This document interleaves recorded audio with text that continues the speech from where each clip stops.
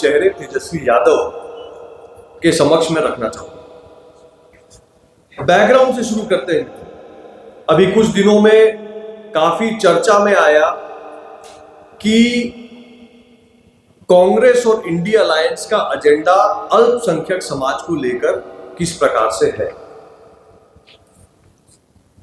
शुरू करते हैं सर्वप्रथम राहुल गांधी जी से।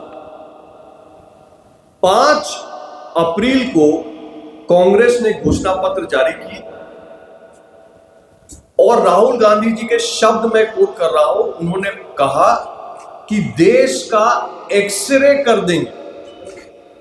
उनके शब्द हैं, देश का एक्सरे कर देंगे, सर्वेक्षण कराएंगे, जाति का, धर्म का और संपत्ति का। 6 अप्रैल को तेलंगाना की एक रैली में राहुल गांधी जी ने आगे कहा कि सर्वेक्षण के बाद जितनी आबादी उतना हक। इस नारे को राहुल गांधी जी ने सामने रखा और स्पष्ट कहा कि वेल्थ सर्वे यानी संपत्ति का सर्वे कराया जाएगा, यह हमारा वादा है। अब उन्होंने ये बात जो रखी उसको कांग्रेस के मैनिफेस्टो से जोड़ते हैं, जिसकी प्रति में लेके आया हूं।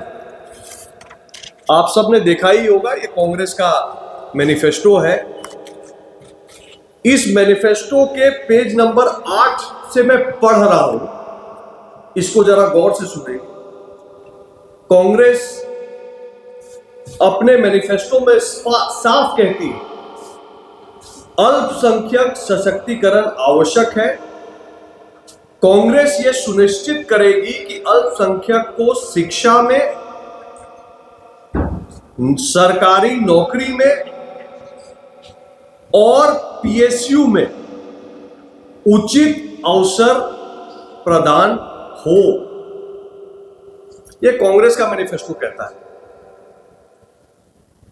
अब आगे बढ़ी। कांग्रेस की ये जो बात है, ये अचानक से नहीं आई है।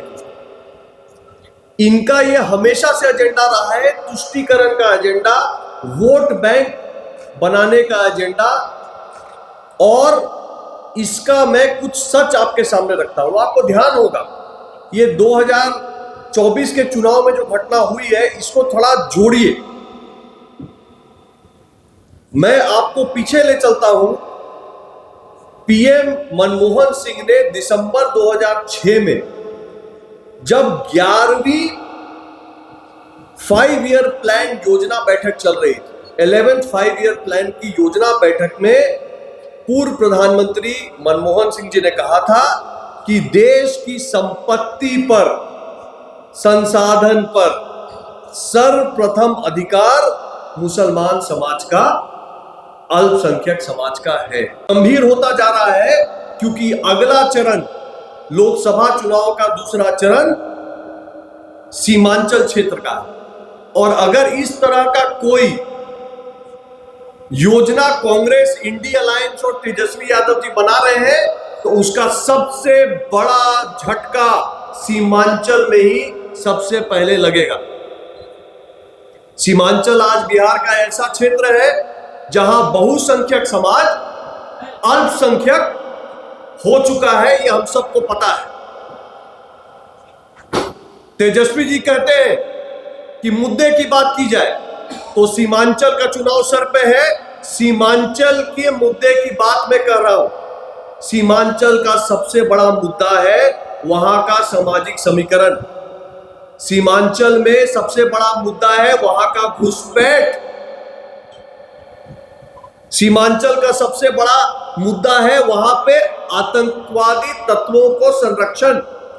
सीमांचल का सबसे बड़ा मुद्दा है वसूली, जिसके वजह से, धमकी वसूली के वजह से वहां से कारोबारी भाग रहे हैं। सीमांचल का सबसे बड़ा मुद्दा है हमारी माताओं और बहनों की सुरक्षा। हमारी मां बहनें उस क्षेत्र में, कई जिलों में, सीमांचल के कई जिलों में अपने आप को बहुत असुरक्षित पाती हैं। सीमांचल का मुद्दा है गौ तस्करी। तो मैं तेजस्वी जी से जो कि इंडी अलायंस के चेहरा है बिहार में, क्योंकि पहले चरण में कांग्रेसी तो कोई आया ही नहीं बिहार के कैंपेन में, तो तेजस्वी जी ही अगर कैंपेन लीड कर रहे हैं इंडी अलायंस का, तो तेजस्वी जी से मेरे 5 सवाल है सीमांचल के मुद्दे पे और इस पृष्ठभूमि के मुद्दे पे। तेजस्वी जी आप स्पष्ट करिए कि कांग्रेस के मैनिफेस्टो में लिखा है सच्चर कमेटी रंगनाथ कमीशन की रिपोर्ट का आधार देते मैं पूछता हूं कि क्या आप कांग्रेस को मदद करेंगे ओबीसी के आरक्षण में छेड़छाड़ करके अल्पसंख्यक को आरक्षण देने में? पहला सवाल। दूसरा, क्या आप कांग्रेस के मैनिफेस्टो और उनके सोच से सहमत हैं कि अल्पसंख्यक समाज का कोटा शेड्यूल कास्ट में भी होना चाहिए? सीमांचल की जनता की परेशानी को देखते हुए तेजस्वी जी बताइए, मेरा तीसरा सवाल, एनआरसी ला के इस देश में घुसपैठियों को बाहर करने की जो प्रधानमंत्री जी की योजना है, क्या आप उसका विरोध करेंगे? क्या आपको नहीं लगता है कि सीमांचल में घुसपैठ पे रोकथाम होनी चाहिए? आप बताइए तेजस्वी जी कि इस देश में प्रधानमंत्री मोदी के तीसरे बार पीएम बनने के बाद यूनिफॉर्म सिविल कोड यानी सर्व नागरिक को समान अधिकार लाने की बात हो रही है, किसी को विशेष अधिकार ना होना चाहिए। हम सब भारत मां के बेटे हैं, बेटियां हैं और हम सब के अधिकार समान होने चाहिए क्योंकि हम एक समान नागरिक हैं। इस सोच के साथ यूनिफॉर्म सिविल कोड लाने की बात भाजपा ने अपने मैनिफेस्टो में स्पष्ट रखी है। सीमांचल की जनता, बिहार की जनता जानना चाहती है कि आपका यूनिफॉर्म सिविल कोड पे क्या मत है तेजस्वी जी। और सबसे बड़ी बात कि अगर कांग्रेस कह रही है कि देश की संपत्ति पर सबसे पहला अधिकार देश के अल्पसंख्यक समाज का है, अगर राहुल गांधी जी कह रहे हैं कि देश में हम एक्सरे कर देंगे, संपत्ति का सर्वे करा देंगे, जिसका जितना संख्या उसको उतना अधिकार देंगे, तो क्या तेजस्वी जी आप आज सीमांचल में भ्रमण में है, आप वहां की जनता को मन से बताइए, क्या वहां पे बहुसंख्यक समाज को चिंतित होना चाहिए कि उनका संपत्ति लेकर अल्पसंख्यक को बांटने में आप कांग्रेस के साथ खड़े होइएगा? इसका जवाब दीजिए तेजस्वी जी।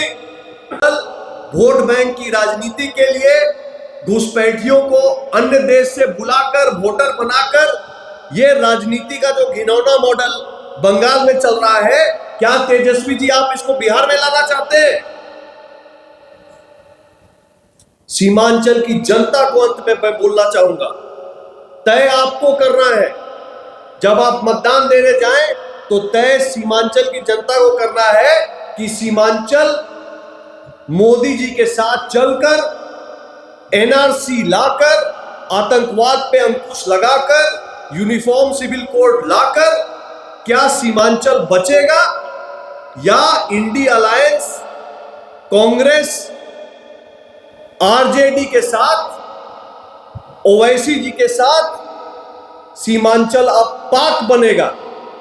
पाक मतलब पी पूर्णिया, ए अररिया, के कटिहार और के किशनगंज। तो सीमांचल बचेगा कि पाक बनेगा, ये सीमांचल की जनता अपने मताधिकार का प्रयोग करके देश को बताए। धन्यवाद। देखिए, मैं साहेब पिटरोदा जी को बहुत अच्छे से जानता हूं।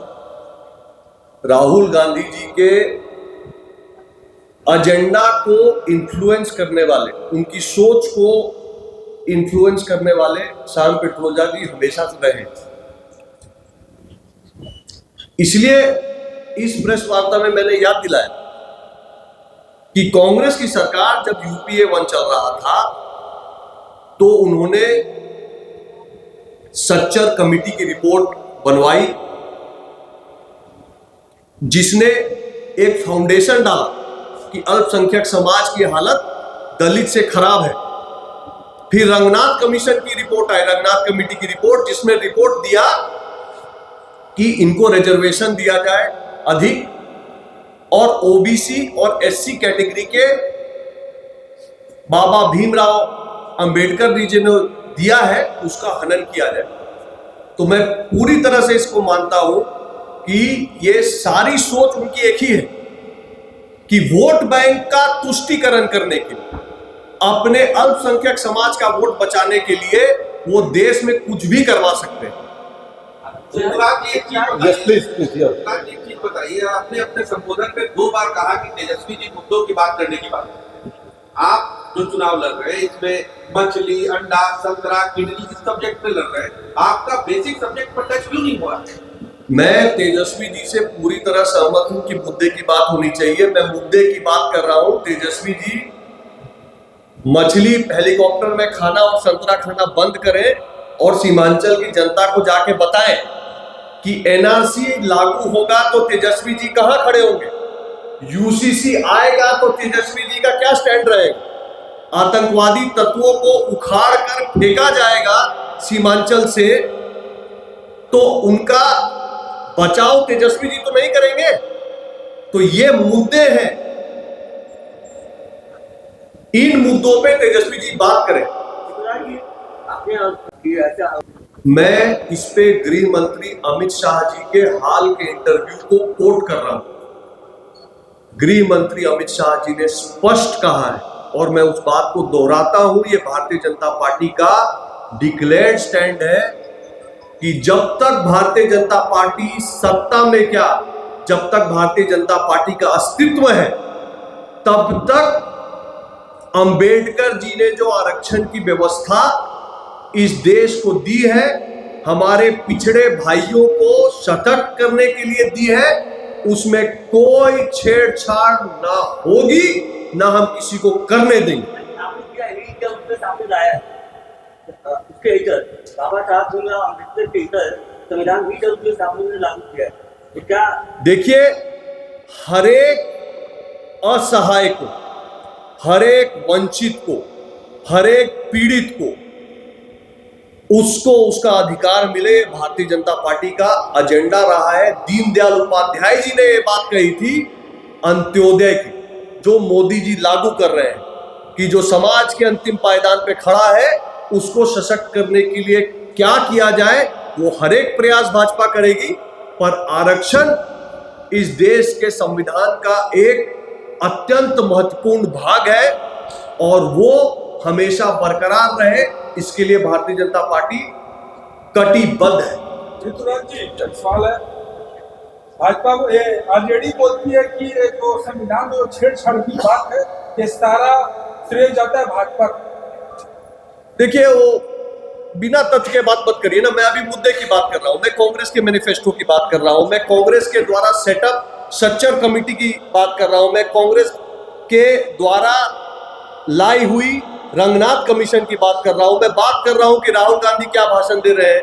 मैं सवाल पूछ रहा हूं, हम तो स्पष्ट हैं, राहुल गांधी जी तय करें, तेजस्वी जी जवाब दें कि क्या इस देश की संपत्ति का पर पहला अधिकार सिर्फ एक समाज का विशेष है? ये जवाब उनको देना है। चलिए, बहुत बहुत धन्यवाद।